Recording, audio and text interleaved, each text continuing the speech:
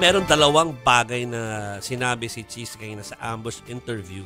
Ang una po dyan ay tungkol dun sa, pinagbabawal na yung Pogo. Diba? Dahil sinabi na ng Malacanang. Yes, Pogo ban. No? Pero, yung danger na nagsishift to Pigo. Ano yung Pigo? Ako i-explain ni Cheese kung ano yung Pigo. Pero before natin i-playback yan. Kumbaga, parang hindi naman nawala. May Pogo, pero may sugal pa din na Pigo. Tapos, ang masaklap dyan, ang nabibiktima ng Pigo ay yung mga Pinoy na players mismo. Mamaya po, sabihin ni Cheese yan.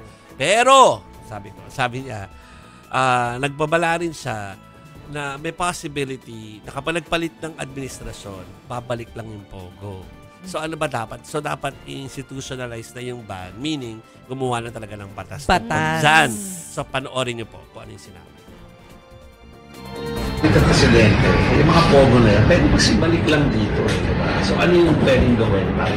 May panukalang batas ngayon, nasa second reading na, period of interpellation sa Senado.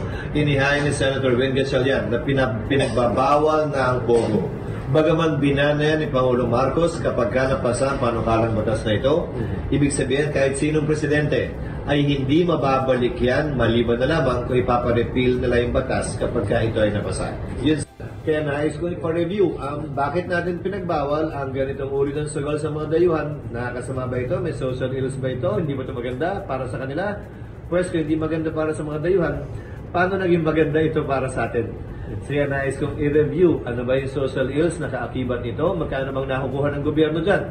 Kung porsyento nakukuha ng gobyerno dyan, magkano ba yung GGR o gross gaming revenue ng gobyerno ng mga Pigo galing dyan? Dahil kung magkano man yung GGR, ibig sabihin yun din yung perang natatalo ng mga Pilipino sa sugal na yan.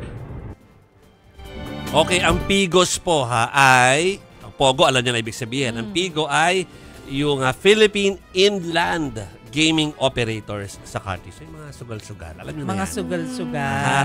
So, kaya kine-question din ngayon. Kasi baka mamaya, yung mga sindikato at yung mga masasamang loob na nandun sa Pogo, mag-Pigo na lang.